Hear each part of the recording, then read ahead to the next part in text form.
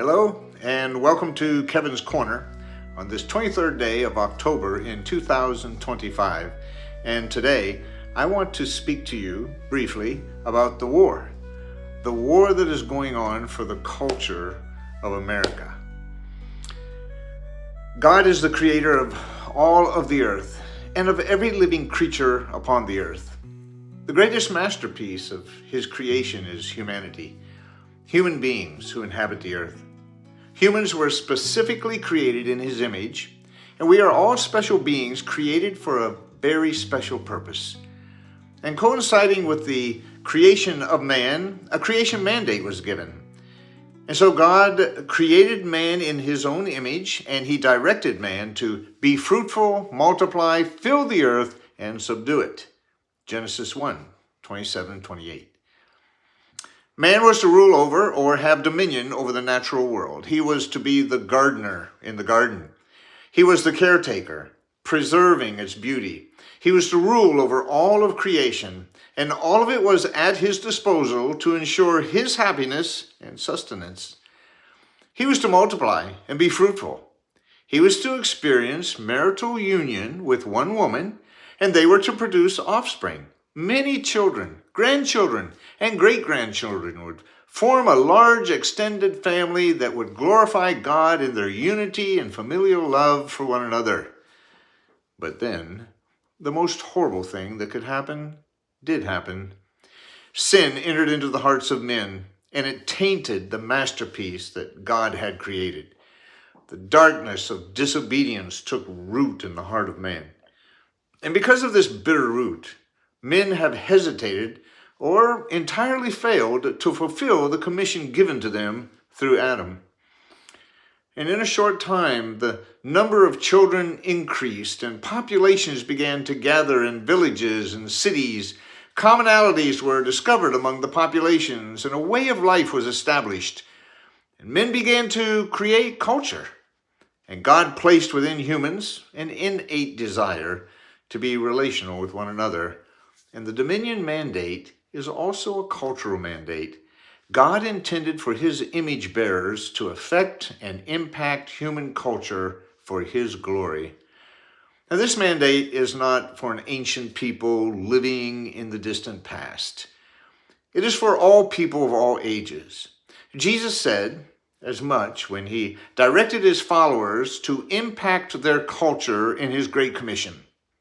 Therefore, he said, "Go and make disciples of all nations, baptizing them in the name of the Father and of the Son and the Holy Spirit, and teaching them to obey everything I have commanded you. And surely I am with you always to the end of the age." By default, mankind will produce culture. There is a great ongoing competition for our culture, for the way in which we will live. Christians have a cultural mandate. And the question is, will Christians produce a culture that glorifies God, or will they actively oppose the impact of paganism, or will they simply acquiesce to it all? A recent example of this conflict is the upcoming Super Bowl halftime show on February 6th, 2026. I had never heard of Benito Antonio Martinez Ocasio, also known as Bad Bunny, until Roger Goodell, the commissioner of the National Football League, announced that Bad Bunny would perform at the Super Bowl.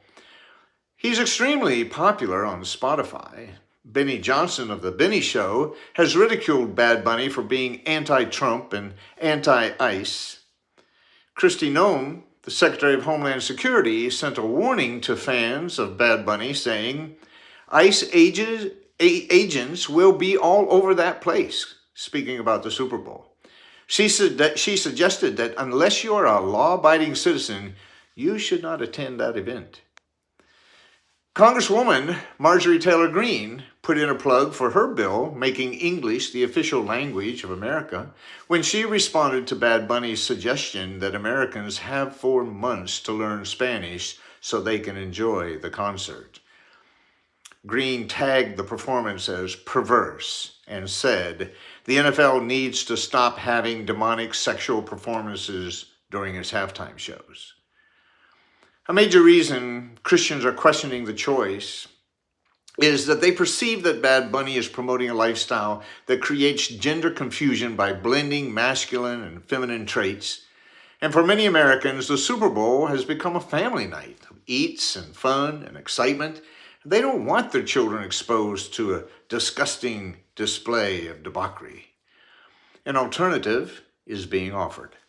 Turning Point USA is organizing the All-American Halftime Show, and the Super Bowl culture is a reflection of a larger cultural war in American society. And lately, it seems that Christians have thrown down the gauntlet, declaring that the age of monoculture may have come to an end, and there is now a fork in the road and another path can be chosen.